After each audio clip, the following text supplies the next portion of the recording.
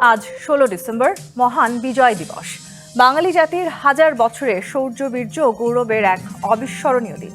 দীর্ঘ ৯ মাস মুক্তিযুদ্ধ শেষে ৩০ লাখ শহীদের রক্ত, ২.৫ লাখ মা বোনের সম্ভ্রম আর বিপুল ক্ষয়ক্ষতির বিনিময়ে পৃথিবীর মানচিত্রে বাংলাদেশ নামে একটি স্বাধীন ভূখণ্ডের নাম জানান দেওয়ার দিন। ১৯৭১ সালের এই দিনে মুক্তিযোদ্ধাদের বীরত্বের কাছে পরাজয় মেনে ৯৩,০০০ সৈন্যসহ আত্মসমর্পণ করে পাকিস্তানি হানাদার বাহিনী। রক্তক্ষয়ী, মহাকাব্যিক ও সহস্র বছরের শ্রেষ্ঠ অর্জন সেই যুদ্ধের বীরত্ব গাথা ও সমসাময়িক বিষয় নিয়ে আজকের বিশেষ রাজকাহন। দর্শক, আজকের এই বিশেষ রাজকাহনে আমাদের সাথে আলোচনায় স্টুডিওতে আছেন এককালের সারা জাগানো ফুটবলার, দৌড়বিদ, রণাঙ্গনের বীর মুক্তিযোদ্ধা, সাবেক মন্ত্রী ও বিএনপির স্থায়ী কমিটির সদস্য জনাব হাফিজ উদ্দিন আহমদ বীর বিক্রম। আর আপনাদের সাথে থাকছি আমি তাসনুভা তন্নি। আপনাকে স্বাগত জানাচ্ছি আজকের এই বিশেষ রাজকাহনে, সেই সাথে বিজয় দিবসের শুভেচ্ছা। নিশ্চয়ই ভালো আছেন? ধন্যবাদ, ভালো আছি। শুরুতে যেটি বলছিলাম যে আপনি একসময় সারা জাগানো ফুটবলার ছিলেন এবং আপনি জাতীয় দলের ক্যাপ্টেনও ছিলেন একটা সময়, সেই সাথে আপনি দৌড়বিদও ছিলেন। সেখান থেকে সেই পরিচয়গুলো বাদ দিয়ে সব কিছু ছাপিয়ে আপনার সবচাইতে বড় পরিচয় নিঃসন্দেহে আপনি একজন মুক্তিযোদ্ধা। সেই পরিচয়টা কিভাবে হলো একটু সেটা দিয়েই আমি শুরু করতে চাই। এই যে আপনি ক্রীড়াবিদ ছিলেন, সেখান থেকে হঠাৎ করে মুক্তিযুদ্ধে আসা, ঠিক কোন তাড়নায় মনে হয়েছে যে যোদ্ধা হবেন? আমি খেলাধুলা পাগল ছিলাম। যখন কলেজ বিশ্ববিদ্যালয়ের ছাত্র ছিলাম, খেলার মাঠেই পড়ে থাকতাম বেশিরভাগ সময়। এক সময় খেলা শেষ করার পর এক পর্যায়ে আমি পাকিস্তান সেনাবাহিনীতে যোগ দিই এবং ১৯৬৮ সালে ইস্ট বেঙ্গল রেজিমেন্টে কমিশন লাভ করি। ১৯৭১ সালে সেই অগ্নিক্ষরা মার্চ মাসে আমি কর্মরত ছিলাম যশোর ক্যান্টনমেন্টে। আমার ইউনিট প্রথম ইস্ট বেঙ্গল, যারা সিনিয়র টাইগার্স নামে পরিচিত। আমি ১৬ই মার্চ পর্যন্ত পশ্চিম পাকিস্তানে জাতীয় ফুটবল প্রতিযোগিতায় ব্যস্ত ছিলাম। ১৬ তারিখে আমাদেরকে আমাদের কর্মস্থলে ফিরে যাওয়ার জন্য বলা হয়। ১৮ তারিখে আমি যশোরে এসে পৌঁছি এবং এখানে আসার পর দেখলাম যে আমার ইউনিট প্রথমে ইস্ট বেঙ্গল একটি ব্যাটালিয়ন মানে ৭৫০ সৈনিক। তখন এদের অর্ধেক ছিল ছুটিতে আর ৩৫০ মতো ছিল যশোর ক্যান্টনমেন্টে, কিন্তু এরাও সীমান্ত এলাকাতে চৌগাছা, জীবননগর এই এলাকাতে শীতকালীন প্রশিক্ষণ মহড়া নিয়ে ব্যস্ত ছিল। তো আমরা সব কিছু ভুলে সেই লোকালয় থেকে বিচ্ছিন্ন অবস্থায় ট্রেনিং করে যাচ্ছিলাম, শীতকালীন ট্রেনিং। ইতিমধ্যে ৭ই মার্চে যে শেখ মুজিব একটা ভাষণ দিয়েছিলেন, সে সময় আমি পশ্চিম পাকিস্তানে ছিলাম, এটা শুনিনি। এবং ২৫শে মার্চ তারিখে একটা ভয়াবহ মিলিটারি ক্র্যাকডাউন তারা করে, নিরীহ বাঙালিদের উপর পাক সেনারা ঝাঁপিয়ে পড়ে অস্ত্র নিয়ে। এ সময় আমরা ট্রেনিংয়ে ব্যস্ত থাকায় কিছুই জানতে পারিনি। মেজর জিয়াউর রহমান, অষ্টম ইস্ট বেঙ্গলের উপ অধিনায়ক, তিনি স্বাধীনতা ঘোষণা করেছিলেন ২৬শে মার্চ রাতে এবং ২৭শে মার্চ তারিখে কালুরঘাট বেতার কেন্দ্র থেকে তিনি বাংলাদেশের স্বাধীনতা ঘোষণা করেন। এ সময় আমরা ট্রেনিং নিয়ে ব্যস্ত, কিছুই জানতাম না। কিন্তু ইতিমধ্যে তখন ইস্ট বেঙ্গল রেজিমেন্টের ৫টি ব্যাটালিয়ন ৫টি ক্যান্টনমেন্টে কর্মরত ছিল। যশোরে প্রথম ইস্ট বেঙ্গল, জয়দেবপুরে দ্বিতীয় ইস্ট বেঙ্গল, সৈয়দপুরে তৃতীয় ইস্ট বেঙ্গল, কুমিল্লায় চতুর্থ ইস্ট বেঙ্গল এবং অষ্টম ইস্ট বেঙ্গল ছিল চট্টগ্রামে। এই প্রথম ইস্ট বেঙ্গল ছাড়া, আমার ইউনিট ছাড়া বাকি প্রত্যেকটি ব্যাটালিয়ন ইতিমধ্যে বিদ্রোহ করেছে পাকিস্তানিদের মিলিটারি ক্র্যাকডাউনের প্রতিবাদে। আমরা এসব জানতাম না। ২৯শে মার্চ তারিখে আমাদেরকে ক্যান্টনমেন্টে বেতার যোগে ফিরে আসার জন্য নির্দেশ দেওয়া হয়। ২৯শে মার্চ সারাদিন হেঁটে আমরা গভীর রাত্রে যশোর ক্যান্টনমেন্টে আমাদের স্থায়ী এলাকাতে, স্থায়ী আবাসে পদার্পণ করি। পরদিন সকালে ৭:৩০টার সময় আমাদের ব্রিগেড কমান্ডার সর্দার আব্দুর রহিম দুররানি, তিনি এসে ৭:৩০টার সময় ঘোষণা করলেন যে প্রথম ইস্ট বেঙ্গল আমরা আর অস্ত্র বহন করতে পারবো না, আমাদেরকে নিরস্ত্র করার আদেশ তিনি জারি করলেন। কারণ ইতিমধ্যে অন্য ৪টি ব্যাটালিয়ন বিদ্রোহ করেছে ৪টি ক্যান্টনমেন্টে, সুতরাং তারা ধরে নিয়েছে যে আমরাও অচিরেই বিদ্রোহ করব। সেই জন্যে আমাদেরকে তারা নিরস্ত্র করার আদেশ জারি করে। এই আদেশ জারি করার পর সৈনিকদের মধ্যে অত্যন্ত ক্ষোভ ছড়িয়ে পড়ে এবং এই সময় সারা দেশে যে বিস্ফোরণমুখ পরিস্থিতি ছিল সেটি অবলোকন করে আমাদের সৈনিকেরাও, ইস্ট বেঙ্গল রেজিমেন্টের সকল সৈনিকই বাঙালি, অফিসারদের মধ্যে অর্ধেক পাঞ্জাবি অর্ধেক বাঙালি এরকম থাকে। তো সেই নিরস্ত্র করার আদেশ জারি করার সাথে সাথে ক্ষোভে ফেটে পড়ে আমাদের সৈনিকেরা বিদ্রোহ করে এবং এই বিদ্রোহে আমি একমাত্র অফিসার ছিলাম, আমি তাদের নেতৃত্ব দিয়েছিলাম। ক্যান্টনমেন্টের ভিতরে 8 ঘন্টা ব্যাপী একটি যুদ্ধ হয়। পাক বাহিনী 3 দিক থেকে আমাদের উপর আক্রমণ করে, আমরা প্রত্যেকটি আক্রমণ প্রতিহত করি এবং বিকেলের দিকে যখন আমাদের গোলাগুলি শেষ হয়ে যায়, আমরা পকেটে আমাদের অ্যামুনিশন নিয়েছিলাম এবং আমরা এই বিদ্রোহ পরিকল্পিত ছিল না, যে কারণে আমাদের হঠাৎ করে বিদ্রোহ হওয়ার ফলে তখন আমি বিকেলের দিকে আমার সেনা দলকে নির্দেশ দিয়ে আমরা ছোট ছোট গ্রুপে চৌগাছায় গিয়ে একত্রিত হব। এই যুদ্ধে যাওয়ার যে আপনার কথা বলছিলেন, সেটি আসলে হঠাৎ করেই হয়েছে, মানে আপনি নিঃসন্দেহে আগে থেকে চিন্তা তো করে রাখেন। আগে থেকে সেই চিন্তা সময়টাতে করে আপনি একেবারেই তরুণ একজন ছিলেন, তরুণ, তরুণ 27 অফিসার বছর ছিলেন। বয়স, সৈনিক ছিলাম, খেলাধুলা নিয়ে বেশি ব্যস্ত ছিলাম। তবে আমার পিতা পাকিস্তানের, তিনি একজন চিকিৎসক ছিলেন, কিন্তু পাকিস্তান জাতীয় পরিষদের সদস্য ছিলেন। সুতরাং এই যে সার্বিক যে পরিস্থিতি, বাঙালিদের যে 25 বছরের বঞ্চনা, এটি সম্পর্কে নিশ্চয়ই আমরা সবাই ক্ষুব্ধ ছিলাম, অবহিত ছিলাম। নিশ্চয়ই। সেই সময়টাতে আসলে পরিবারের ভূমিকাটা কেমন ছিল? আপনার যারা পরিবারে ছিলেন, আপনি যখন যুদ্ধে যাবেন বলে একেবারে সিদ্ধান্ত নিলেন, সেই সময় আপনার মা কিংবা পরিবারে যারা ছিলেন তাদের আসলে অনুভূতিটা কেমন ছিল? আমার আগের কোনো সিদ্ধান্ত ছিল না। আমি পাকিস্তান থেকে ফুটবল খেলে ফিরে আসছি এখানে, কিন্তু এই বিদ্রোহ করা যখনই নিরস্ত্র করা হয়েছে, তখনই আমরা সবাই উপলব্ধি করেছি যে এদের মতলব খারাপ আছে এবং বিশেষ করে একটি নির্বাচিত দল যারা ভোটে জিতেছে তাদের কাছে ক্ষমতা হস্তান্তর না করায় বাংলাদেশের সকল নাগরিক, সকল বাঙালি তখন অত্যন্ত ক্ষুব্ধ ছিল। এই পরিবেশে আমরা তাৎক্ষণিকভাবে বিদ্রোহ করি। পরিবারের সাথে কোনো যোগাযোগ ছিল না। আমার পিতা রাজনীতি করতেন, তার সাথে অনেক দিন যোগাযোগ ছিল না। এটি আমার একান্তই আমার নিজের সিদ্ধান্ত এবং আমার সাথে ইস্টবেঙ্গল রেজিমেন্টের 1ম ব্যাটালিয়নের 350 মধ্যে 200 আমার সাথে বিদ্রোহ করে ক্যান্টনমেন্টের বাইরে আসে। বাকি 100 জন থেকে গিয়েছিল ক্যান্টনমেন্টে, কারণ আমাদের যে commanding officer lieutenant colonel Rezaul Jalil, তিনি বাঙালি ছিলেন। তিনি, তার বয়স হয়েছে, তার পক্ষে বিদ্রোহ করা সম্ভব হয়নি, তিনি বের হন নাই এবং তার দেখাদেখি কমান্ডিং অফিসার না আসায় প্রায় 100 সৈনিক যাদের ফ্যামিলি ছিল ক্যান্টনমেন্টের মধ্যে, তারা আমার সাথে বের হয়ে আসেনি। এই 100 জনকে পরবর্তীকালে 1 সপ্তাহের মধ্যে পাকিস্তানিরা হত্যা করে। আমার সাথে যখন 200 সৈনিক নিয়ে বের হয়ে আসি, কাছেই একটা গ্রাম ছিল খিতিবদিয়া ক্যান্টনমেন্টের সাথেই, ওখানে প্রবেশ করার পরে দেখি হাজার হাজার ছাত্র, যুবক, তরুণ, গ্রামবাসী সবাই দা, খন্তা, কুড়াল, লাঠি ইত্যাদি নিয়ে স্লোগান দিচ্ছে, নারায়ে তকবীর, আল্লাহু আকবর, জয় বাংলা, এসব বলে তারা আমাদেরকে জড়িয়ে ধরছে, অভিনন্দন জানাচ্ছে। এবং তাদের কাছ থেকে শুনতে পেলাম যে অন্য 4টি ব্যাটালিয়ন বিদ্রোহ করেছে, মুক্তিযুদ্ধ শুরু হয়েছে। আমার ধারণা ছিল আমি বোধহয় একমাত্র বিদ্রোহী। এই সারা বাংলাদেশে বিদ্রোহের খবর পেয়ে, বিশেষ করে মুক্তিযুদ্ধ শুরু হওয়ার সিগন্যাল পেয়ে আমি খুবই রিলিফ নিজের ফিল একটি দেশ করলাম। হতে যাচ্ছে, সেই আনন্দে আসলে আপনারা সবাই নিশ্চয়ই খুবই আনন্দিত সেই ছিলেন। মুহূর্তে আমার ধারণা হয়েছে যে যেহেতু হাজার হাজার জনগণ, সাধারণ মানুষ, ছাত্র সবাই তারা এত উচ্ছ্বসিত, তারা এত অনুপ্রাণিত এবং তারা বলে স্যার অস্ত্র দেন, যুদ্ধ করব, জীবন বিসর্জনের জন্য তাদের মধ্যে যে আকুতি, এই বর্বর পাক বাহিনী মোকাবেলা করার জন্য তাদের যে জন আকাঙ্ক্ষা, এটি দেখে তখনই আমার ধারণা হয়েছে দেশ নিশ্চয়ই স্বাধীন হবে। আমি যদি ভুল না করে থাকি, 71-এর 29 জুলাই সবচেয়ে ভয়াবহ যুদ্ধটা হয়েছিল ময়মনসিংহের কামালপুরে, এবং সেই সময়টাতে আপনার প্রায় অর্ধেক সৈন্য সেই দিনটাতে নিহত হয়েছে। আপনি ভাগ্যক্রমে বেঁচে গিয়েছিলেন। সেই সময়ের অভিজ্ঞতার কথাটা একটু জানতে চাই। আপনার কি তখন আসলে মনে হয়েছিল যে একেবারে মৃত্যুর মুখ থেকে ফিরে এসেছেন, জীবনটা হয়তো নতুন করে আবার ফিরে পেয়েছেন? অনেকবারই অলৌকিকভাবে মৃত্যুর মুখ থেকে ফিরে এসেছি, সেজন্য সৃষ্টিকর্তাকে ধন্যবাদ জানাই। 31শে মার্চ তারিখে জামালপুর জেলার সীমান্ত ঘাঁটি কামালপুরে আমরা প্রথমে ইস্ট বেঙ্গল আক্রমণকারী। আমি যশোরের আশেপাশে বেনাপোল এলাকায় 2 মাস যুদ্ধ করি।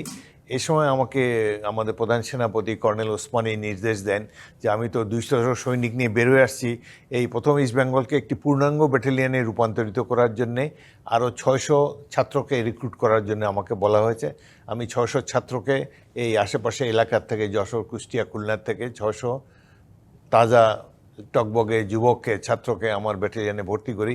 এই 600-র মধ্যে এদেরকে আমরা 1.5 মাস ট্রেনিং দেই মেঘালয়ের তেলঢালা নামক একটি জায়গায়। এখানে জুন মাসে গঠিত হয় বাংলাদেশ সেনাবাহিনীর 1ম ব্রিগেড জেড ফোর্স, 1ম ইস্ট বেঙ্গল, 3য় ইস্ট বেঙ্গল এবং 8ম ইস্ট বেঙ্গলের সমন্বয়ে। আমি যে 600 ভর্তি করে নিয়ে গেছিলাম তাদেরকে 1.5 মাস ট্রেনিং দেওয়া হয়। 1.5 মাস ট্রেনিংয়ের পর তারা দুঃসাহসিক যোদ্ধায় পরিণত হয়। এদের মধ্যে 100 জন সম্মুখ যুদ্ধে শহীদ হয়েছে। 31শে জুলাই কামালপুরে যে আমরা আক্রমণ করি, এটি ছিল একটি ইম্পসিবল টাস্ক, ইট ওয়াজ এ মিশন ইম্পসিবল। এবং সেখানে পাক বাহিনীর 31 বালুচ রেজিমেন্ট একটি কমনি প্লাস নিয়ে সিমেন্টের বাংকারে বসেছিল, তার সামনে মাইন ফিল্ড বেছানো, তাদের কামানের গোলা তাদেরকে সবসময় সাপোর্ট করছিল। এই ধরনের স্ট্রং পয়েন্টে আক্রমণ করার জন্য আমাদেরও কামানের সাহায্য প্রয়োজন ছিল, কিন্তু আমাদের কোনো কামানের গোলা আমাদের সাহায্যে ছিল না। আমরা প্রায় 250 জন আক্রমণ করি, তার মধ্যে 100 জন হতাহতি। মুক্তিযুদ্ধের ইতিহাসে সবচেয়ে ভয়াবহ যুদ্ধ এটি। আমরা 2 জন অফিসার এই যুদ্ধে অংশগ্রহণ করি। একজন delta company commander captain Salauddin Mumtaz, অপরজন আমি। ক্যাপ্টেন সালাউদ্দিন শহীদ হন, আমি ওই যুদ্ধে আহত হই এবং আমরা দুজনেই অপসারিত হওয়ার ফলে ঘাঁটির কিছুটা অংশ দখল করেও আমাদেরকে পিছিয়ে আসতে হয়। পরবর্তীকালে এই সময় আমরা আরও কয়েকটি আক্রমণ সিলেট অঞ্চলে আমরা পরিচালনা করেছিলাম, সেগুলোতে জয়লাভ করেছি। সিলেটের কথা যখন বলেছেন তখন আসলে এটি উল্লেখ করতেই হয়, বিএনপির প্রতিষ্ঠাতা শহীদ প্রেসিডেন্ট জিয়াউর রহমানের সাথে আপনার সিলেট দখলের এক ধরনের পরিকল্পনা ছিল। সেই পরিকল্পনাটা আসলে কিভাবে বাস্তবায়িত হয়েছে, কিংবা যদি একটু জানতে চাই সেই সময় শহীদ প্রেসিডেন্ট জিয়াউর রহমানের সাথে কাজের যে আপনার অভিজ্ঞতা, সেই প্ল্যানিংগুলো কিভাবে করেছিলেন? জিয়াউর রহমান ছিলেন আমাদের ব্রিগেড কমান্ডার, অর্থাৎ জেড ফোর্স কমান্ডার। আমি প্রথম 4 মাস ব্যাটালিয়ন কমান্ডার ছিলাম, আমি একমাত্র অফিসার ছিলাম। পরবর্তীকালে পাকিস্তান থেকে কয়েকজন অফিসার পালিয়ে আসেন যারা আমার সিনিয়র ছিলেন, এবং শেষের 4 মাস আমি একটি কোম্পানি কমান্ড করি। মেজর জিয়াউর রহমান জুন মাস অনওয়ার্ডস জেড ফোর্সের কমান্ডার হিসাবে প্রথম, তৃতীয় এবং অষ্টম ইস্ট বেঙ্গলকে পরিচালনা করেন। রণাঙ্গনে তিনি একজন যুদ্ধ দক্ষ কমান্ডার ছিলেন।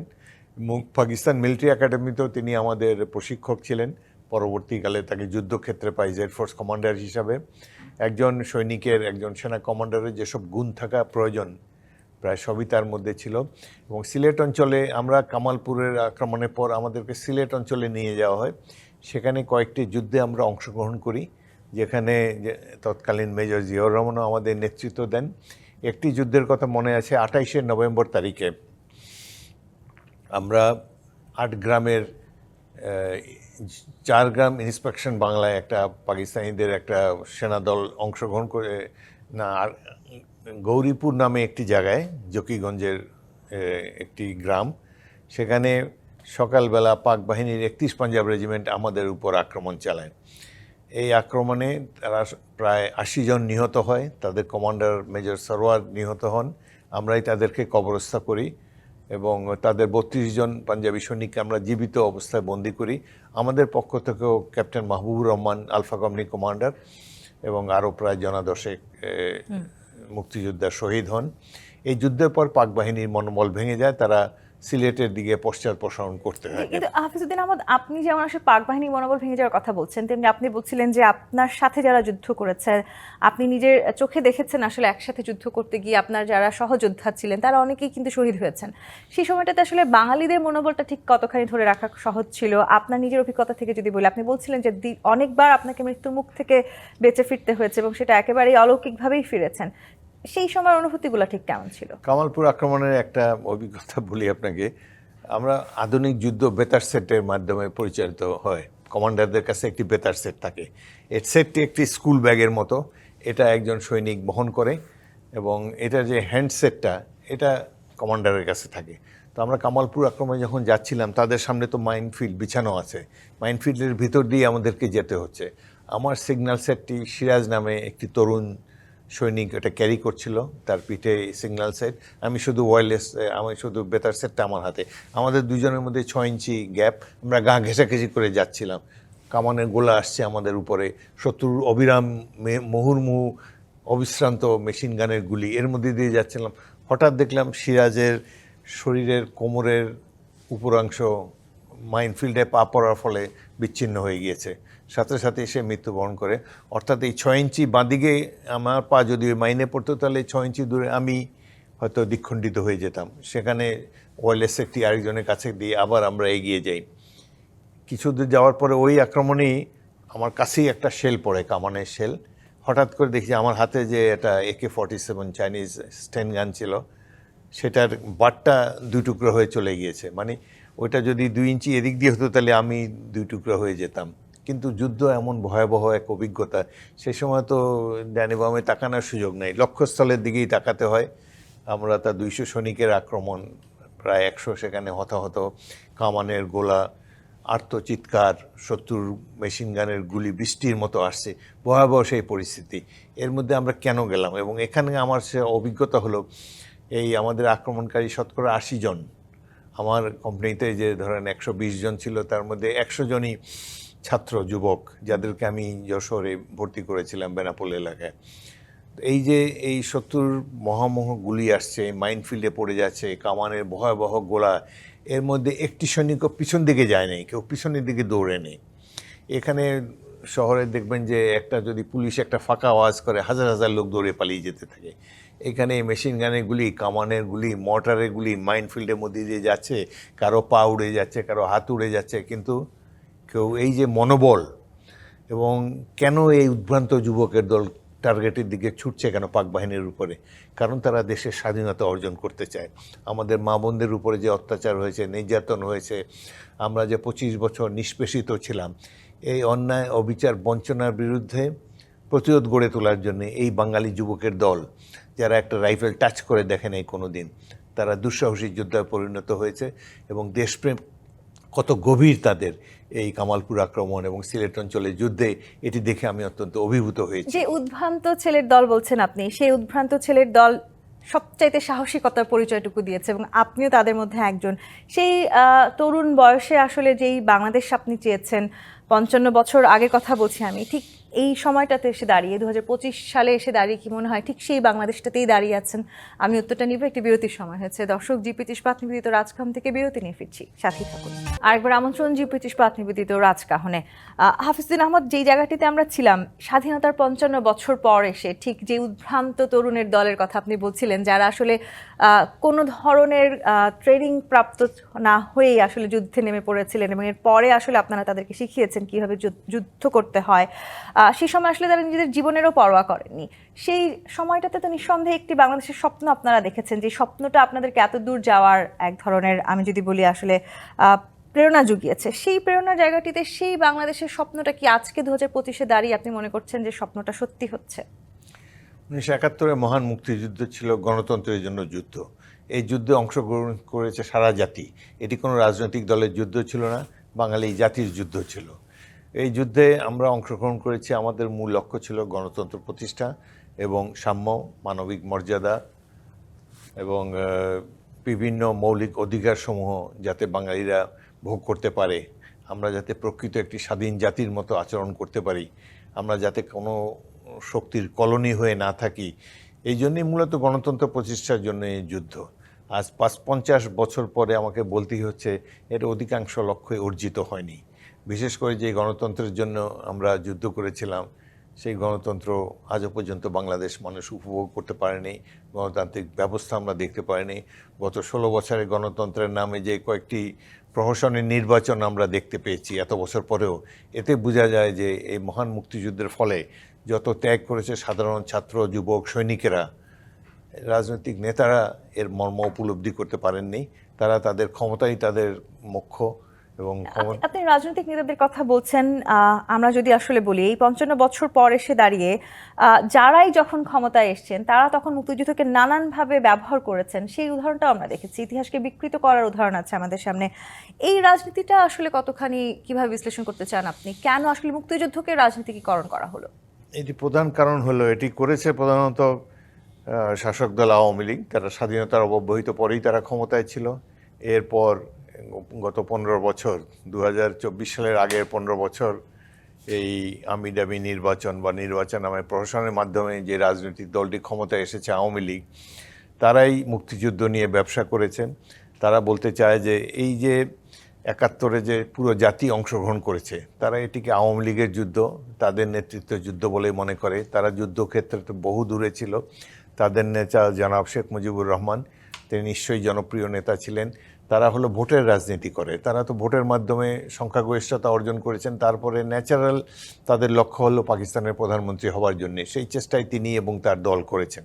কিন্তু পাকিস্তানিদের ক্র্যাকডাউনের ফলে 25শে মার্চের পর দৃশ্যপট পরিবর্তিত হয়ে যায় এবং এখানে তখন বাঙালিরা তখন দ্রুত সিদ্ধান্ত নিয়েছে যে এই ধরনের অন্যায়, অবিচার, নারকীয় হত্যাযজ্ঞের বিরুদ্ধে প্রতিরোধ গড়ে তোলাই আমাদের একমাত্র কাম্য এবং স্বাধীনতাই হওয়া উচিত আমাদের লক্ষ্য। এই স্বাধীনতা যুদ্ধে, সশস্ত্র স্বাধীনতা যুদ্ধে অংশ নিয়েছে, নেতৃত্ব দিয়েছে ইস্ট বেঙ্গল রেজিমেন্টের সৈনিক অফিসাররা মেজর জিয়াউর রহমানের নেতৃত্বে এবং অন্যান্য সেনা কর্মকর্তাদের নেতৃত্বে আমরা হাজার হাজার ছাত্রদেরকে ট্রেনিং দিয়ে যোদ্ধায় পরিণত করেছি। আমরাই মুক্তিবাহিনী গড়ে তুলেছি। মুক্তিযুদ্ধ যদি না হতো তাহলে তো দেশ স্বাধীন হতো না। মুক্তিযুদ্ধ আমরাই সৈনিকেরাই অর্গানাইজ করেছি, বিডিআর এবং ইস্ট বেঙ্গল রেজিমেন্টের সৈনিকেরা। তাতে হাজার হাজার লাখো যুবক তাতে যোগ দিয়েছে। আমরা তাদেরকে ট্রেনিং দিয়ে মুক্তিযোদ্ধায় পরিণত করেছি। এটি হলো অন্য একটা ফেজ। কিন্তু যারা 70 ইলেকশন করে জয়ী হয়েছে তারা পরবর্তী ক্রেডিটটাও তারা নিতে যায়, যদিও তারা পাকিস্তানের রাষ্ট্র ক্ষমতায় যেতে চেয়েছিল। দোষের কিছু নাই, তাদেরকে জনগণ ভোট দিয়েছে, তারা ভোটের রাজনীতি করেন। কিন্তু স্বাধীনতা যুদ্ধ একটি অন্য একটি পরিপ্রেক্ষিত, এবং সেখানে কৃতিত্ব দিতে হবে সাধারণ জনগণকে, বিশেষ করে সৈনিকদেরকে এবং মেজর জিয়াউর রহমানের মতো সেনা কর্মকর্তারা যারা বিদ্রোহ করে মুক্তিযুদ্ধের সূচনা করেছেন। কিন্তু এই বিষয়ে সবসময় আমরা লক্ষ্য করেছি রাজনীতিবিদরা এই কৃতিত্ব দিতে চান না। তারা যেই কৃতিত্ব তাদের না, সেটি দখল করার জন্য সবসময় ইতিহাসকে বিকৃত করে এসেছেন। সেখান থেকে তো আমাদের বেরিয়ে আসতে হবে, এবং ইতিহাস বিকৃতির এই রাজনীতিটা আসলে দীর্ঘদিন ধরে চলছে বাংলাদেশে। আপনি সেই সময় অর্থাৎ 71-এ আসলে যে তরুণদের ভূমিকার কথা বলছেন, সেটি যেমন কোনোভাবেই আসলে অনস্বীকার্য নয়, তেমনি 24-এ আমরা একটি গণঅভ্যুত্থান দেখলাম। সেই অভ্যুত্থানেও কিন্তু আমরা দেখেছি তরুণরা বা এই যুবক, যাদেরকে আমরা এখন জেন জি বলি, তাদের অবদান সবচাইতে বেশি। কিন্তু এই গণঅভ্যুত্থানের সাথে এর আগেও বাংলাদেশে গণঅভ্যুত্থান হয়েছে, এই মুহূর্তে সবচেয়ে সমালোচিত জায়গাটা হয়তো যে গণঅভ্যুত্থানকে ছাপিয়ে আসলে বা মুক্তিযুদ্ধকে ছাপিয়ে গণঅভ্যুত্থান সামনে চলে আসছে কিনা, সেই জায়গাটির কোনো সুযোগ আছে বলে কি আপনি একজন মুক্তিযোদ্ধা হিসেবে মনে করেন? 2024-এর আগস্ট মাসে যে গণ অভ্যুত্থান হয়েছে, এতে সারা জাতি অংশ নিয়েছে।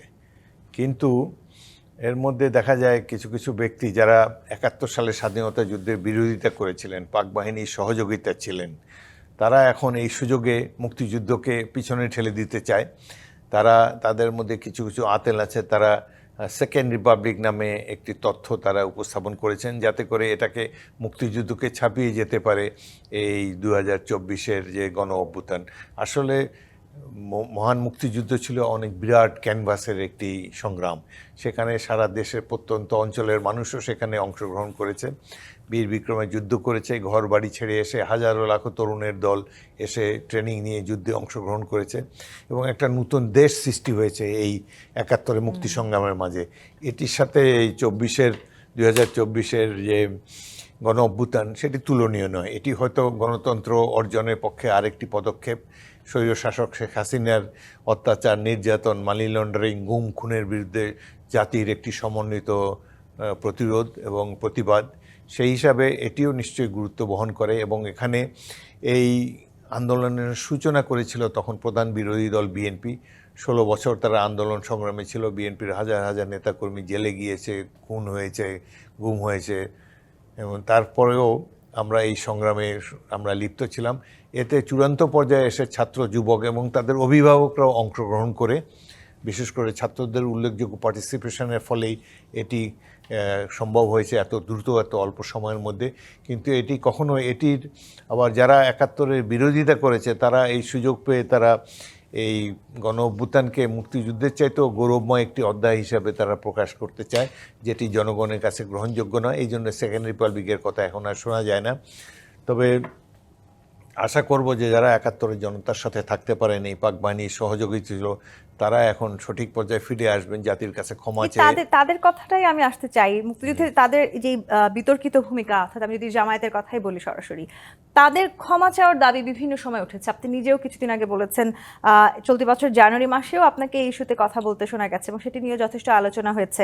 সেই সময় আসলে কি মনে করছেন যে এখন 2025 সালে এসে এই পরিবর্তনের বাংলাদেশে দাঁড়িয়ে জামাতের আমির, যদিও তিনি বলেছেন যে তারা আসলে তাদের দলের কারো কোনো ক্ষতি হয়ে থাকলে তাদের দলের কারো দ্বারা, সেটির জন্য তিনি ক্ষমাও চেয়েছেন, কিন্তু এই যে যদি হয়ে থাকে, সেই যদি প্রশ্নটা তো থেকে গেল, সেই জায়গাটি নিয়ে আপনার যোদ্ধা হিসেবে কি বলার আছে? রাজনীতিবিদরা, বাংলাদেশের রাজনীতিবিদদের কথার মাঝ প্যাচে খুবই দক্ষ। জনগণকে ভুল পথে পরিচালিত করার জন্য কথামালার রাজনীতি তারা চালু রেখেছেন অনেকদিন আগে থেকে। জামাতে ইসলামী আমির যে ক্ষমা চাওয়ার কথা বা নরমভাবে একটু ক্ষমা চেয়েছেন, সেটি বিদেশে বসে, আমেরিকাতে বসে। বাংলাদেশে এসে আরও সরাসরি স্পেসিফিকভাবে তাদের ক্ষমা চাওয়া উচিত বলে আমি মনে করি। তবে যাই হোক, এখন আর এত বছরের পুরনো বিষয় নিয়ে খুব বেশি ঘাটাঘাটি না করে আমরা সামনের দিকে আমাদের দৃষ্টি নিবদ্ধ করতে চাই, এবং যেই মুক্তিযুদ্ধ যেসব লক্ষ্য অর্জনের জন্য সংগঠিত হয়েছিল সেগুলো অর্জনের জন্য সম্মিলিতভাবে যারা মাফিয়া তন্ত্রের বিরুদ্ধে সংগ্রাম করেছি পাশে কাঁধে কাঁধ মিলিয়ে আমরা সবাই ঐক্যবদ্ধভাবে যেন আমাদের স্বপ্নের সেই ৭১-এর গণতান্ত্রিক বাংলাদেশ যাতে আমরা প্রতিষ্ঠা করতে পারি সেজন্য সবাই উদ্যোগ নেওয়া উচিত। আপনি গণতান্ত্রিক বাংলাদেশের কথা বলছেন এবং ৭১-ও আসলে আপনারা সেরকম একটি বাংলাদেশের স্বপ্নই দেখেছেন, সেটিও বারবার বলছেন। আপনি নিজে আসলে বেশ কিছুবার একাধিকবার আপনি দায়িত্ব পেয়েছেন বাংলাদেশের জন্য কিছু করবার, অর্থাৎ আপনি সংসদ সদস্য ছিলেন, আপনি মন্ত্রিত্বের স্বাদ পেয়েছেন। সেই সময়গুলোতে একটু কি আপনার মনে হয়েছে যে বাংলাদেশের এই জায়গাটিতে আসলে একটা বিশাল বড় পরিবর্তন দরকার, সেই পরিবর্তনগুলো আসলে আপনারা যারা নীতি নির্ধারক পর্যায়ে কাজ করেন আপনাদের হাত ধরেই আসার কথা, সেরকম কোনো পরিবর্তন কি ক্ষমতা থাকাকালীন সময় আপনারা করতে পেরেছেন কিনা, নাকি আসলে বাধা পেয়েছেন, বাধাগ্রস্ত হয়েছেন? সেই গল্পটাও আমি শুনবো, একটা বিরতি নিয়ে ফিরতে চাই। দর্শক, জি25 ইস্পাত নিবেদিত রাজখান থেকে আরেকটি বিরতি নিয়ে ফিরছি, সাথেই থাকুন। জি25 ইস্পাত নিবেদিত রাজখান দেখছেন। হাফিজউদ্দিন আহমদ, আপনি মন্ত্রী ছিলেন, আপনি সংসদ সদস্য নির্বাচিত হয়েছেন একাধিকবার, যেই গণতান্ত্রিক বাংলাদেশের স্বপ্ন দেখে আপনারা যুদ্ধ করেছেন, এই মন্ত্রিত্ব থাকবার সময় কিংবা এই সংসদ সদস্য থাকাকালীন সময় কি আপনারা সেই পরিবর্তনগুলো করতে পেরেছেন যাতে করে বাংলাদেশ আসলে গণতান্ত্রিক ধারায় পুরোপুরিভাবে হাঁটা শুরু করতে পারে? আমার দল বিএনপি সবসময় চেষ্টা করেছে গণতন্ত্রকে দৃঢ়ভাবে বাংলাদেশের মাটিতে প্রথিত করার জন্যে। আমাদের নেতা শহীদ রাষ্ট্রপতি জিয়াউর রহমান একদলীয় বাকশাল সিস্টেম থেকে এসে বহুদলীয় গণতন্ত্র চালু করেছেন এবং বেগম খালেদা জিয়া বর্তমানে যিনি অত্যন্ত অসুস্থ, আমি তার রোগ মুক্তি কামনা করি। তিনি দেশের সবচেয়ে জনপ্রিয় রাজনৈতিক নেত্রী এবং তিনিও যখন প্রধানমন্ত্রী ছিলেন তিনি নারী শিক্ষার জন্য গুরুত্বপূর্ণ ভূমিকা রেখেছেন এবং পার্লামেন্টারি গণতন্ত্র আমরাই প্রতিষ্ঠা করেছিলাম জাতীয় সংসদের একটি আইন পাশ করার মাধ্যমে। তো সুতরাং রাজনৈতিক দল হিসেবে বিএনপি সবসময় চেষ্টা করেছে গণতন্ত্র প্রতিষ্ঠার জন্যে, কিন্তু সেখানে বাধা এসেছে রাজপথে সংগ্রাম করে, নানা রকম ষড়যন্ত্র করে। বিশেষ করে আমাদের বৃহৎ প্রতিবেশী সবসময় এদেশকে পদানত করে রাখতে চায়, তারা কখনো এই দেশে গণতন্ত্র ভালোভাবে প্রতিষ্ঠিত হোক এটা তারা চায় না। সেই সব ক্ষেত্রে বাধা এসেছে, তবু আমরা চেষ্টা করে গিয়েছি। তবে এই কথা স্বীকার করতেই হবে যে পূর্ণ গণতন্ত্র, যে গণতন্ত্রের স্বপ্ন দেখে আমরা ৭১-এ অস্ত্র ধারণ করেছিলাম, সেটি এখন পর্যন্ত অর্জিত হয় নাই।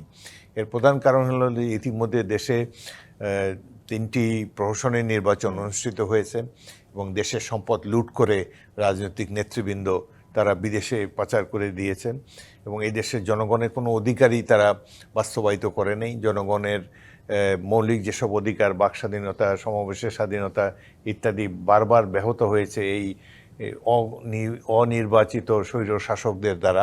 সুতরাং এখন আবারও এই গণ অভ্যুত্থানের ফলে আবার একটি সুযোগ এসেছে, আমরা সেই ৭১-এর লক্ষ্যে সেই গণতন্ত্রকে পূর্ণভাবে বিকশিত করতে চাই। আপনার রাজনৈতিক ক্যারিয়ারের দিকে যদি আমি তাকাই, ৪০ বছরেরও বেশি সময় ধরে আপনার এই রাজনৈতিক ক্যারিয়ার, আপনি একই আসন থেকে ৬ বার এমপি নির্বাচিত হয়েছেন। এবারের প্রেক্ষাপটটাও একটু ভিন্ন, এবারে হয়তো প্রত্যাশাটাও অনেক বেশি জনগণের। সেই প্রত্যাশাটা আসলে কতখানি আপনারা পূরণ করতে পারবেন, কিংবা সামনের যে ত্রয়োদশ জাতীয় নির্বাচন হতে যাচ্ছে সেই নির্বাচনকে আপনি আসলে কিভাবে মূল্যায়ন করতে চান? ফেব্রুয়ারি মাসের প্রথম অর্ধে নির্বাচন হবে বলে আমাদেরকে জানিয়েছে এবং নির্বাচন কমিশনও এই ব্যাপারে ইতিমধ্যে নির্বাচনী শিডিউল ঘোষণা করছে। সুতরাং আমরা আশা করি যে এই দেশে গত ১৭ বছর জনগণ ভোট দিতে পারেনি। বহু কোটি কোটি মানুষ, নতুন ভোটার যারা হয়েছে, তরুণেরা, তারাও ভোট দিতে পারে নাই। তারা সবাই অধীর আগ্রহে অপেক্ষা করে আছে কখন তারা এই ভোটাধিকার প্রয়োগ করতে পারবে। তো আমরা আশা করি ফেব্রুয়ারি মাসে একটি সুষ্ঠু নির্বাচন অনুষ্ঠিত হবে এবং এখানে জনগণ ভোট দিতে পারবে।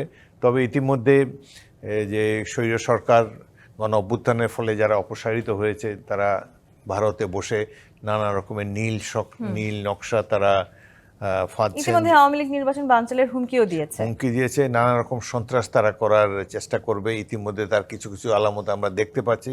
সুতরাং নির্বাচনে একটি প্রধান চ্যালেঞ্জ হলো আইন শৃঙ্খলা পরিস্থিতি রক্ষা করা এবং স্বৈর শাসক শেখ হাসিনার যে সকল সন্ত্রাসী বাহিনী রয়েছে সারা দেশে, বিপুল অর্থবিত্ত তাদের রয়েছে, এটি দিয়ে নির্বাচন বানচাল করার জন্য তারা উদ্যোগ নেবে। এটিকে আমাদের প্রতিহত করতে হবে। সেটি আসলে যেভাবে বাংলাদেশের এখন যারা সরকারের দায়িত্বে আছেন তাদের দায়িত্ব আছে, তেমনি বিএনপির আসলে রাজনৈতিক দল হিসেবে কোনো প্রস্তুতি আছে কিনা? সামনের নির্বাচনকে বিএনপির জন্য যথেষ্ট গুরুত্বপূর্ণ মনে করা হচ্ছে, আবার অনেক আলোচনা সমালোচনাও আছে। বিএনপি ইতিমধ্যে নিজেদেরকে জয়ী ভাবা শুরু করেছে এবং সেরকমভাবে আসলে বিএনপি নেতাকর্মীরা কাজ করছেন, সেটি নিয়ে আসলে আপনার কি বলার আছে? না, বিএনপি জয়ী ভাবছে না। বিএনপির নেতাকর্মীরা আমরা অতীতে জনগণের ভোটে 4বার রাষ্ট্র ক্ষমতায় গিয়েছি, রাষ্ট্র চালানোর দায়িত্ব পেয়েছি। তবে সামনের নির্বাচন কঠিন নির্বাচন হবে, বিশেষ করে আওয়ামী সন্ত্রাস এবং তাদের নানা ধরনের ষড়যন্ত্র, প্রতিবেশী রাষ্ট্রের অনেক ষড়যন্ত্র এখানে থাকবে।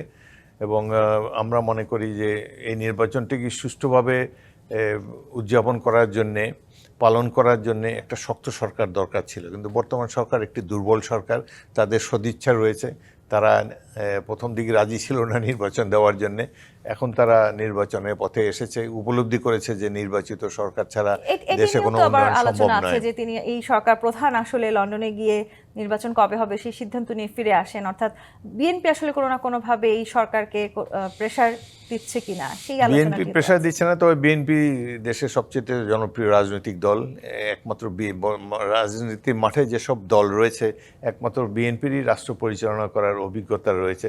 সুতরাং স্বভাবতই সরকার প্রধান বা অন্যরাও বিএনপির দিকেই তাকিয়ে আছেন। কিন্তু আমার মনে হয় যে তাদের বর্তমানে আইনশৃঙ্খলা পরিস্থিতি খুবই নাজুক। পুলিশ বাহিনী এই ধরনের একটা নির্বাচন সুষ্ঠুভাবে করতে পারবে কিনা এ নিয়েও অনেক মানুষ সন্দেহ করে।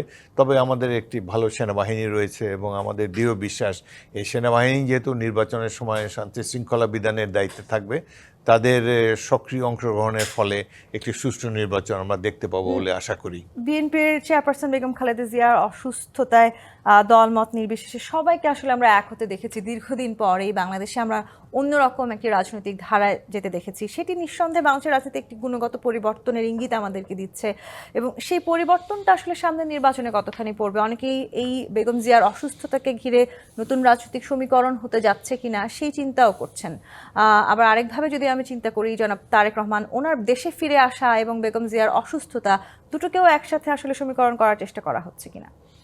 বাংলাদেশ হলো গুজবের দেশ।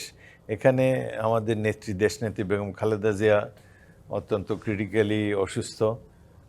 তাকে দেশের বিদেশের চিকিৎসকরা মিলে কনসালটেশনের মাধ্যমে চিকিৎসা দিয়ে যাচ্ছেন। তবে ভালো হতো যদি তাকে বিদেশে নেওয়া যেত, কিন্তু বর্তমানে তার শারীরিক অবস্থা বিদেশে নেওয়ার মতো নয়। তবে তিনি তার যে কি ব্যাপক জনপ্রিয়তা, তিনি এবার অসুস্থ হওয়ার ফলে দেখা গেছে দল মত নির্বিশেষে দেশের প্রত্যেকটি অঞ্চল থেকে মানুষ যেভাবে তার জন্য তার রোগমুক্তি কামনা করেছে, এটি দেখে আমরা তো অভিভূত হয়েছি। এবং তিনি যে আপসহীন রাজনীতি করেছেন, কখনো কোনো স্বৈর শাসকের সাথে আঁতাত করেননি, এজন্যই জনগণ তিনি আপসহীন নেত্রী হিসাবে জনগণের ভালোবাসার পাত্র হয়েছেন। তবে আমরা আশা করি যে তিনি যদিও এখন আগের মতো কর্মক্ষম নন, অসুস্থ তিনি, তার জ্যেষ্ঠ পুত্র তারেক রহমান তিনি দলের অ্যাক্টিং চেয়ারম্যান হিসাবে বিএনপিকে পরিচালনা করছেন এবং দক্ষতার সাথে পরিচালনা করছেন। আমরা আশা করি আগামী নির্বাচনে তার নেতৃত্বে বিএনপি ভালো ফলাফল করবে, জনগণ বিএনপিকে নিশ্চয়ই সংখ্যাগরিষ্ঠতা দিয়ে রাষ্ট্র পরিচালনার দায়িত্ব দেবে। ফিরে আসা নিয়ে আসলে এত গুঞ্জন, উনি কবে ফিরছেন, কিংবা আসলে উনি কোথাও না কোথাও ওনার যে একটি ফেসবুকে উনি যে স্ট্যাটাস দিয়েছেন সেটির পরে এই আলোচনাটা আরও আমরা বাড়তে দেখলাম যে আসলে কোনো না কোনোভাবে অন্য কোনো দেশের গ্রিন সিগন্যালের জন্য কিংবা অন্য কারোর কোনো ধরনের কোনো নিরাপত্তা ঘাটতির কোনো প্রভাব আছে কিনা সেই সব কিছু নিয়ে যথেষ্ট আলোচনা চলছে। না, অনেক, আমি আগেই বলেছি গুজবের দেশ বাংলাদেশ। তিনি তার কিছু ব্যক্তিগত সমস্যা হয়তো রয়েছে, তিনি এটি আমাদের কাছেও খোলাসা করেননি। তবে নির্বাচনী যেহেতু এখন ঘোষণা হয়েছে যেহেতু নির্বাচনী শিডিউল, তিনি অচিরেই দেশে ফিরে আসবেন এবং কোনো প্রতিবেশী রাষ্ট্র তাকে বাধা দিচ্ছে বলে আমার মনে হয় না। কারো এই ক্ষমতা নেই। বিএনপি একটি জনপ্রিয় দল। তারেক রহমান, খালেদা জিয়া, জিয়াউর রহমানের যে ব্যাপক জনপ্রিয়তা রয়েছে, এই দেশের জনগণই তাদের নিরাপত্তা বিধান করবে এবং অতি অল্প সময়ের মধ্যেই তিনি দেশে আসবেন বলে আমার বিশ্বাস। এবং সেই গণতান্ত্রিক ধারায় তো আসলে আমরা সবাই ফিরে যেতে চাই। আপনি যেটি বারবার শুরু থেকে বলছিলেন যে আপনারা যুদ্ধ করেছেন একটি সুন্দর নতুন বাংলাদেশের জন্য, সেই বাংলাদেশটাতে যখন আমরা দাঁড়িয়ে আছি, নিজেদেরকে বাংলাদেশি বলে পরিচয় দিতে পারছি, সেই পরিচয়টা দিতে আসলে এখন কেমন লাগে? খুবই ভালো লাগে। আমরা একটা গর্বিত জাতি, যুদ্ধ করে দেশ স্বাধীন হয়েছে। এবং আরেকটা জিনিস, এই যে জুলাইয়ের অভ্যুত্থানে এখানে বাংলাদেশকে বাইরে পৃথিবীতে কেউ কেউ হেয় মনে করতে পারে, একটা দরিদ্র দেশ বলে মনে করতে পারে, কিন্তু আমাদের যে সম্পদ আছে অন্য কোনো দেশে সেটি নেই। আমাদের দেশে আবু সাইদ রয়েছে, যিনি বন্দুকের সামনে গণতন্ত্র প্রতিষ্ঠার জন্য, মানবাধিকার প্রতিষ্ঠার জন্য হাসতে হাসতে জীবন দিতে পারেন। এ ধরনের বহু তরুণকে আমি 71 সালেও দেখেছি, এবারও এই গণ অভ্যুত্থানে দেখলাম। সুতরাং এরাই দেশের সম্পদ, এরাই আগামী দিনে বাংলাদেশকে এগিয়ে নিয়ে যাবে। এই জায়গাটি নিয়ে আপনার একটা বক্তব্য ব্যাপক আলোড়ন তুলেছিল। আপনি বলেছিলেন মুক্তিযুদ্ধে যারা সম্মুখ যুদ্ধে অংশগ্রহণ করেছে তারা অনেকেই তাদের নিজেদের যোগ্যতা অনুযায়ী খেতাব পাননি। অনেক ভুয়া মুক্তিযোদ্ধা তৈরি হয়েছে বাংলাদেশে বিগত এই 16-17 বছরে। আপনি যেহেতু এবার আবার মনোনয়ন পেয়েছেন, আপনি যদি নির্বাচিত হন সেক্ষেত্রে আপনার নতুন করে মুক্তিযোদ্ধাদের নিয়ে কিছু করবার কোনো কথা আপনি ভেবেছেন কিনা? মুক্তিযুদ্ধ আমাদের এক মহান গৌরবের বিষয়, কিন্তু কিছু কিছু বিষয়ে মানে যেমন স্বাধীনতা যুদ্ধে অনেক সৈনিকেরা, ছাত্র যুবকেরা সাহস দেখিয়েছে, কিন্তু খেতাব দেওয়ার ব্যাপারে তাদের অধিকাংশের প্রতি অবিচার করা হয়েছে। এটি অত্যন্ত হাস্যকর একটি বিষয় যে যাদেরকে তৎকালীন সরকার 72 সালে দায়িত্ব দিয়েছিল যুদ্ধক্ষেত্রে যারা সাহসিকতা প্রদর্শন করেছে তাদেরকে বীর বিক্রম, বীর উত্তম, বীর শ্রেষ্ঠ ইত্যাদি খেতাব দেওয়ার জন্যে, তো যাদেরকে দিয়ে কমিটি করা হয়েছে তারা ছিলেন আমাদের সিনিয়র অফিসার। প্রথম কাজটি তারা করেছেন, তারা নিজেরাই বীর উত্তম খেতাব নিয়ে নিয়েছেন। এরা সবসময় ভারতের অভ্যন্তরে ছিলেন, একমাত্র মেজর জিয়াউর রহমান ছাড়া অন্য কেউ শত্রু সৈন্যের দেখাও পাননি। কিন্তু এইভাবে সাধারণ সৈনিকদেরকে এবং জুনিয়র অফিসারদেরকে বঞ্চিত করে এই যে তারা একটা খারাপ এক্সাম্পল সেট করলেন, এটা মুক্তিযুদ্ধের জন্য ঠিক মানানসই নেই। তবুও আমরা মুক্তিযুদ্ধের এই মর্যাদার খাতিরে আমরা এসব নিয়ে কোনো ঘাটাঘাটি করতে চাই না। তবে আশা করি যে এই মুক্তিযুদ্ধ যে বিরাট এক অনুপ্রেরণা, আমরা যে একটা স্বাধীন জাতি হিসাবে পৃথিবীর মানচিত্রে আমাদের অভ্যুত হয়েছে, আমরা এই স্বাধীনতার সদ্ব্যবহার করব। আজকের বিজয় দিবসে আমি সকল সর্ষক দেশবাসীকে শুভেচ্ছা জানাই এবং আপনাদেরকেও ধন্যবাদ জানাই। এবং এই 71-এর মুক্তিযুদ্ধের ফলেই যে দেশটি আমরা পেয়েছি, লাখো শহীদের আত্মত্যাগের বিনিময়, এই দেশটিকে একটি গণতান্ত্রিক সমৃদ্ধ বাংলাদেশে প্রতিষ্ঠা করার জন্য রাজনীতিবিদদের বিরাট ভূমিকা রয়েছে। নিশ্চয়ই আমরা সে প্রত্যাশা করতেছি। আমাদের সময় একেবারেই শেষ পর্যায়ে জনাব হাফিজউদ্দিন আহমদ। আমি শেষটা 1971 সালে সেই মুহূর্তটাতে দাঁড়িয়ে আসলে করতে চাই। আমরা যারা আসলে তরুণ প্রজন্ম, আমরা যারা মুক্তিযুদ্ধের সময়টাতে আসলে বাংলাদেশে অবস্থান করিনি, আপনাদের মধ্য দিয়ে তো আসলে আমরা সেই যুদ্ধটাকে দেখতে চাই, দেখার চেষ্টা করি। সেই সময়টাতে দাঁড়িয়ে এই 16ই ডিসেম্বরের দিনটাতে সেই বিজয়ের অনুভূতিটা ঠিক কেমন ছিল, সেই অনুভূতিটা জানতে জানতে আমি আজকের এই বিশেষ রাজকাহন শেষ করতে চাই। 71-এর 16ই ডিসেম্বরে এই সময় আমরা সিলেটের এমসি কলেজে একটি যুদ্ধ হয় 14ই ডিসেম্বর তারিখে। মেজর জিয়াউর রহমানের নেতৃত্বে আমি সেই আক্রমণ পরিচালনা করি এবং এই দিন বিকেলেই পাক বাহিনী আমাদের আক্রমণের মুখে আত্মসমর্পণ করতে বাধ্য হয়। এবং যে যুদ্ধ আমি 1971 সালের মার্চ মাসে যশোর ক্যান্টনমেন্টে শুরু করেছিলাম, তারই সফল পরিসমাপ্তি দেখতে পেয়েছি 14ই ডিসেম্বর তারিখে সিলেটে। তখন বাংলাদেশে 18টি জেলা ছিল, সিলেটই একমাত্র জেলা যেটি মুক্তিবাহিনী একক প্রচেষ্টা দখল করেছে। সেটি মেজর জিয়াউর রহমানের নেতৃত্বে সেদিন আমরা সিলেট দখল করে বাঙালি শৌর্য বিজয়ের পরিচয় দিয়েছি। এবং এই বিজয় দিবসে আমরা আনন্দে আত্মহারা। এই দিনটি আমাদের জীবনের অত্যন্ত স্মরণীয় একটি দিন। এই দিনে একটি স্বাধীন রাষ্ট্রের অভ্যুদয় আমরা দেখতে পেয়েছি। এই রাষ্ট্রটি হয়তো এখন পর্যন্ত যথেষ্ট অগ্রগতি অর্জন করতে পারেনি, কিন্তু এটি হলো অযুত সম্ভাবনার দেশ। নিশ্চয়ই বাংলাদেশের বীর জনগণ এই স্বাধীনতাকে অর্থবহ করে তুলবে এবং অচিরে আমরা একটা স্বাধীন, সার্বভৌম, স্বনির্ভর এবং একটি সমৃদ্ধ বাংলাদেশ দেখতে পাবো। বাংলাদেশ আমরা দেখতে চাই। অসংখ্য ধন্যবাদ জনাব হাফিজউদ্দিন আহমদ আজকে আমাদেরকে সময় দেওয়ার জন্য এবং এই বিশেষ দিনে বিশেষ রাজকাহনে আমাদের সাথে যুক্ত হবার জন্য। দর্শক, আজকের মতো বিদায় নিচ্ছি। জি25 নিবেদিত বিজয় দিবসের বিশেষ রাজকাহন থেকে। ডিবিসির সঙ্গে থাকুন।